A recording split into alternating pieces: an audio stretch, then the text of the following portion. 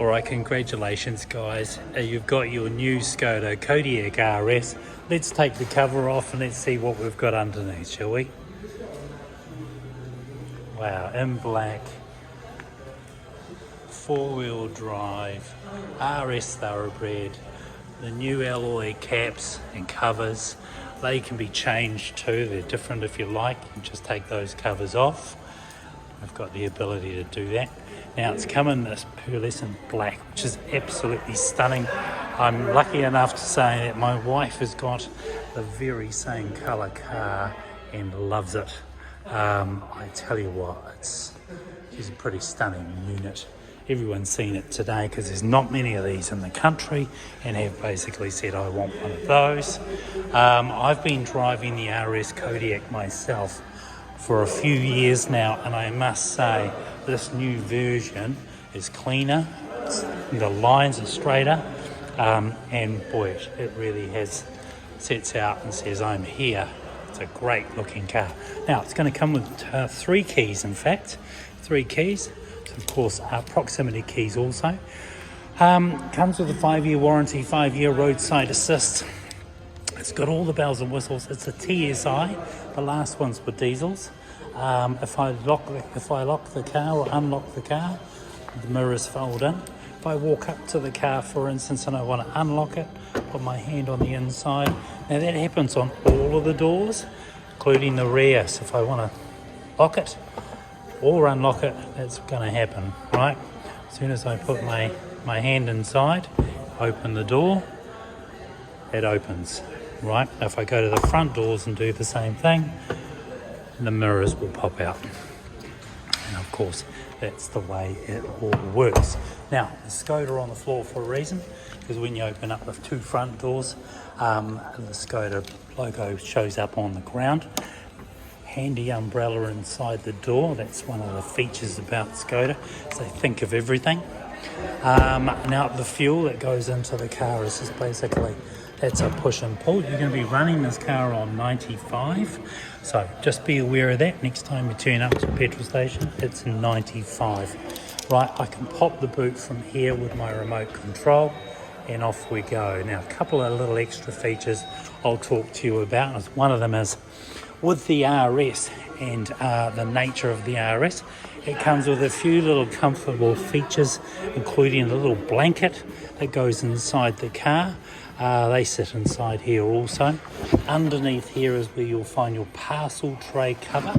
It hasn't been put up now because at the moment you've got the full 7-seat exposure here. So if I want to get rid of the 2 rear seats, all I do is push those forward by clipping that, and then of course I can flatten those down. Right, if I want them back up, I'm basically pulling that there, and then here we go. So you've got everything you need inside here. Also releasing the rear seats, I can do this from this angle right here if you like, and then of course if I want to put those back in their position, all I do is pull this lever here. That's also handy if I want to get people into the rear seats. So as you can see, comfortable rear seating position. To get the access to the rear of the car, I simply lock this down, pull this to release it to pull up. But there's a little handle underneath the front here. I pull that handle forward, and all of a sudden I've created a little step here that the rear passengers can jump into. Now listen to me, I have got 2 young girls, 7 and 11. They jump into it, they used to jump in there all the time. It was very exciting when we first got it. They're a little bit over it now, but it does come in handy, and I have to say I have seen full-grown men fill this car. So you know, the 5 in the rear and the 2 in the front, total of 7, no problem at all. Okay, so as I said, those seats come forward You've got a drinks tray inside there if required for the backseat passengers. There's a little bit of storage down here, 12-volt charger.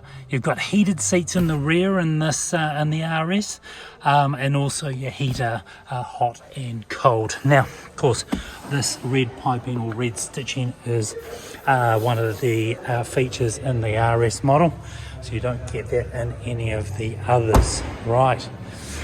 So parcel tray, you've got your divider in here for catching anything such as, or keeping dogs from the front of the car if you've got dogs, and there's a couple of other neat features around. So one of the other features I'll talk to you about is when my wife got her first car, she managed to put 5 dents up there, and I tried to figure out how she did that.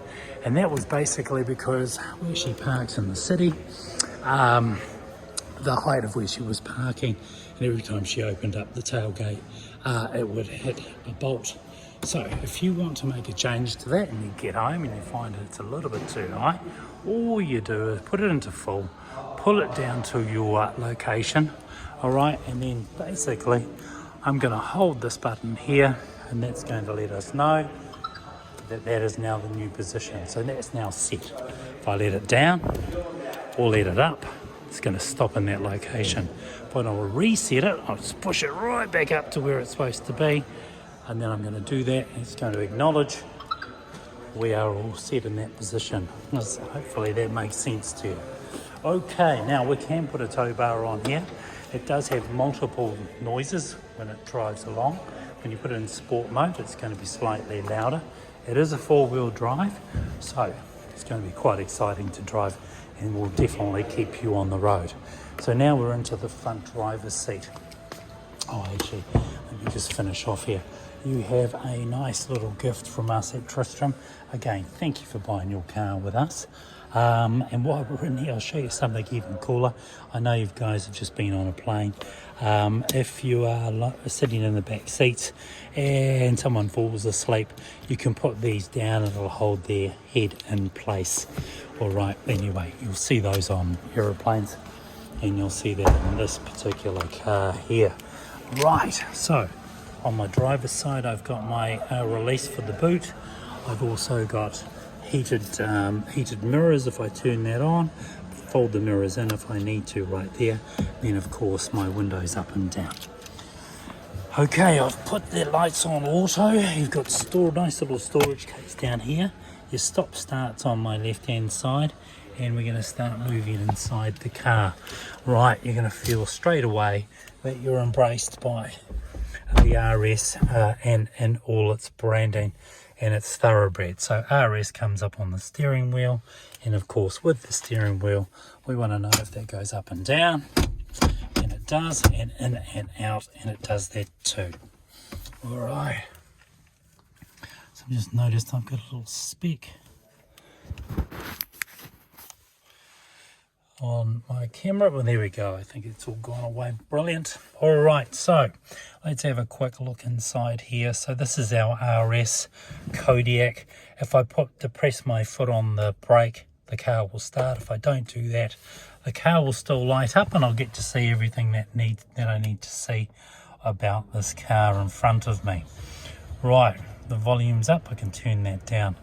Now what we've got here is we've got a steering wheel which now encompasses quite a lot of detail and information. I call this my library on the right hand side. Basically it helps me focus on making changes to the car and getting more information out of it that I might find more necessary for me to understand how I'm traveling. As I scroll on this also up and down, I can actually go through and pick out different parts of the car that are important to me, including navigation. So if I wanted navigation inside the dash, I could do that, and then I might change the view of the car so I've got nothing but navigation. That means that I'll have a bit of navigation on my left hand side on my infotainment system as well if I want it.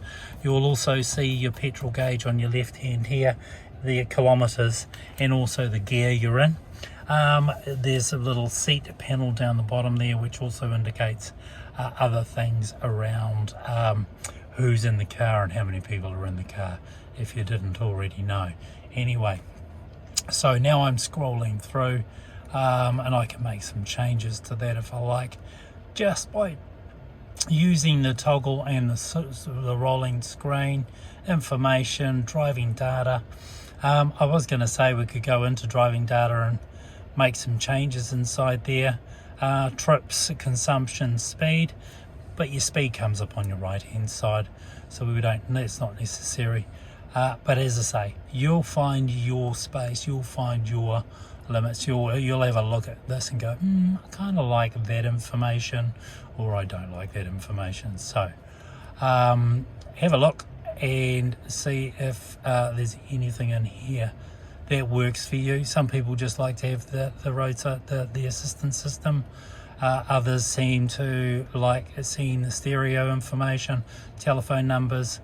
We'll run with navigation for now, and then what we'll do is we'll just clean that right up, and then let's look at this screen here, for instance. And there we go. All right, we'll leave it at that for now.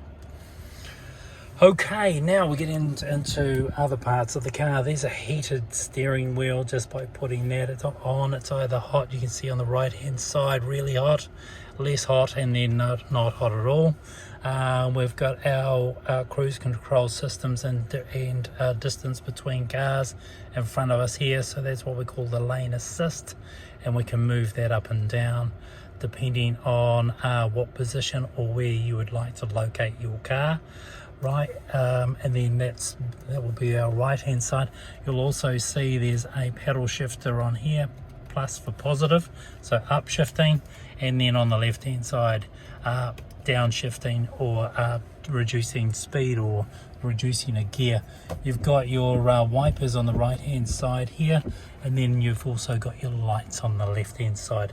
Now your speed controls are all operated from your speed down here for your distance and your setting of your cruise control. Just by pushing that in, when you get to a select speed, you can make some changes. It's entirely up to you when you're driving the car. You can turn your volume up and down on the left hand side here, and then we can move between stations or audio, whatever you like to do. Alright, so I think that's the stereo taken care of. Let's have a look inside configuring this car here, and we'll just go through and make some slight changes. Just put that into there, and here we go.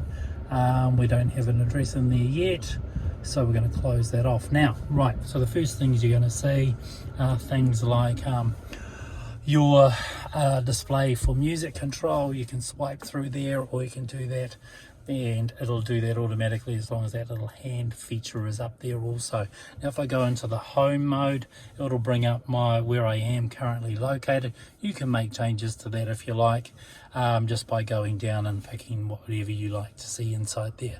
So we're going to cancel that for now. We'll go back into the home mode. It's going to give me my phone, it's going to give me my audio and my map for now.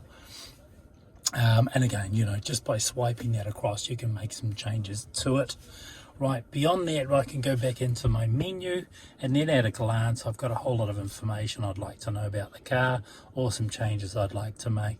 So in this particular case, we're going to go into media, and once we're in media, I can then go into things like Bluetooth. You might have a Bluetooth sound system all set up, like say for instance Spotify. So you can run your music through there. But alternately, most people will actually consider using the other system that's in the car, and that is your Smart Link. So all we're doing there is now we're going to start using Apple CarPlay or Android Auto, and that'll bring up your favorite apps within your phone, and you'll have a lot more synergy in relation to asking your phone to do something, and the car will respond with information around making phone calls, making changes to the music you're listening to, turning the volume up and down. Right, okay, so once we're inside there, we've got that menu again. Remember, the menu is going to give you all the information you need, even right down to navigation, your assistance controls. If, for instance, I wanted to just have a medium distance between the car, you can do that once it's in adaptive cruise control. And then of course, if we go back into menu, you can go in there and make changes to the sound system, reposition the music. For instance, if I just want it on the driver, it's going to end up on the driver, it's going to end up in the front, or it's going to end up in all. And I'll just put the main system right there. So again, all is all around the car. Front, it goes to the front of the car. And then driver, it will, as you can see, it's brightened up the driver. The driver will hear most of the music. All right, so your volume controls are in there also. And then if you get into the equalizer, you can make some changes and add a little bit of bass. Right, let's get out of there altogether. Let's go into having a look at our settings and see what else we've got. Right, so some volume controls, some Wi-Fi controls inside there, and then we're out. And again, anything that you want to do inside the car, you'll be able to do it just by navigating your way through, as you can see. A pretty easy little system to set yourself up in. Air conditioning, for instance, now you can see where you're going to push the air to. You can make changes to that also, up and down in your temperature. I wouldn't often go there. I generally use the old hand versions down here, and as you can see, as I turn this up and down, so is this the digital display responding. Now your heated seats are hot or not, so as I push in, it starts to reduce. If I push it back on, it's full on hot. So I can sync it, so we've got 21 on both, and again it's been shown up here. If I wanted to do an air cleans, I can do that also, and that's going to basically go through the car and just take out any impurities or pollens that might be in the air. Right, we've got our parking assist here. You've got your auto off, or that basically works when you turn up to the lights, and most of the cars these days all turn themselves off. That'll stop that from happening. There's a parking assist mode, so if the car was running, so in this particular case I'll turn it on. As I turn the steering wheel, it gives me a direction on which I'm going to travel at the rear of the car when I stick it into reverse, or other modes. Now here's an exciting piece. I'm going to leave that and get out of there altogether, and as soon as I hit the mode button down here, I now have flexibility over my echo-ness, into my comfort mode, my normal mode, sport mode. And as I push sport mode, the tone of the car changes. So effectively there's a little bit more noise coming out of the car. That's an audible speaker that's coming from the rear of the car, but it also changes the setup and the response time of the car moving from gear to gear. Alright, listen, I think I've really covered most of it. Oh, one last thing. You've got a split level, which is really cool, glove box. Inside the bottom here, you've actually got yourself a little, or your manual. Up here, I'd probably stick things like sunglasses and other things. So I don't know, I seem to find a space for lots. There's also one up there also. Alright, so it is an RS. It's the best of the best for Skoda. Thanks again for buying a car through us. If you've got any questions, please contact me. I'm your fleet manager, and I'll look after you any way we can. Alright, thanks.